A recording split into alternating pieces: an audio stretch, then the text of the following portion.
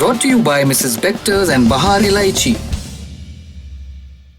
पहली सुर्खी गृह मंत्रालय से जुड़ी है। मंत्रालय ने अफगानिस्तान, बांग्लादेश, पाकिस्तान से भारत आए अल्पसंख्यक समुदाय के लोगों को बड़ी राहत दी। हिंदू, सिख, बौद्ध, जैन, पारसी, ईसाई समुदाय के वे लोग जो धार्मिक उत्पीड़न की वजह से 31 दिसंबर 2024 तक भारत आ चुके हैं, उन्हें पासपोर्ट या अन्य ट्रैवल डॉक्यूमेंट्स के बिना भी देश में रहने की अनुमति दी जाएगी। आदेश हाल ही में पारित हुए इमिग्रेशन एंड फॉरेनर्स एक्ट 2025 के तहत जारी किया गया है। गृह राज्य मंत्री नित्यानंद राय ने 2 अप्रैल 2025 को राज्यसभा में कहा था कि नागरिकता संशोधन अधिनियम 2019 के तहत हजारों लोगों को नागरिकता दी गई है। अगली सुर्खी आपकी जेब से जुड़ी है। इस समय चल रही है गुड्स एंड सर्विसेज टैक्स यानी जीएसटी काउंसिल की मीटिंग। इसके 56वें संस्करण की बैठक चल रही। 3 और 4 सितंबर को होने वाली इस बैठक में कुछ बड़े फैसलों की संभावना है।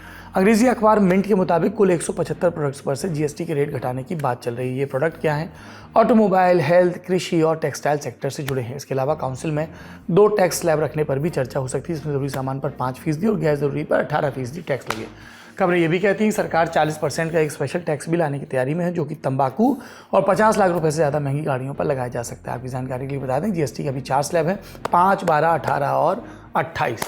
अगर इन 4 स्लैब को काटकर 2 में किया जाएगा तो राज्यों का फायदा कटेगा, लेकिन क्योंकि कुछ चीज़ों में टैक्स कम हो जाएगा। ऐसे में जानकारों का मानना है कि जीएसटी काउंसिल में राज्यों से बात उठ सकती है। अगर केंद्र सरकार टैक्स की दरों में कटौती करता है तो वो राज्यों को होने वाले नुकसान की भरपाई भी करे। जानकारी के लिए नोट कर लीजिए, जीएसटी काउंसिल एक संवैधानिक संस्था है जो जीएसटी से जुड़ी नीतियों और उसके लागू करने से जुड़े मामलों पर सुझाव देती है। इसमें राज्यों और केंद्र शासित प्रदेशों के मुख्यमंत्री और देश के वित्त मंत्री शामिल होते हैं। अगली सुर्खी सुप्रीम कोर्ट से। कानून बनाना विधानसभा का काम है, इसमें राज्यपालों की कोई भूमिका नहीं होती। ये कहा पश्चिम बंगाल, तेलंगाना और हिमाचल प्रदेश की सरकारों ने सुप्रीम कोर्ट में। मौका था विधानसभा से पास विधेयकों पर राष्ट्रपति और राज्यपाल की मंजूरी की डेडलाइन तय करने वाले मुद्दे पर हो रही सुनवाई का। सुप्रीम कोर्ट ने 3 महीने की डेडलाइन तय की थी। इस आदेश पर भारत की राष्ट्रपति द्रौपदी मुर्मू ने सवाल उठाए थे। इस पर विचार विमर्श के लिए सुप्रीम कोर्ट ने एक संविधान पीठ का गठन किया। इस पीठ में कौन कौन है? Chief justice BR Gavai, justice Suryakant, justice Vikram Nath, justice PS Narasimha और जस्टिस AS चंदोरकर।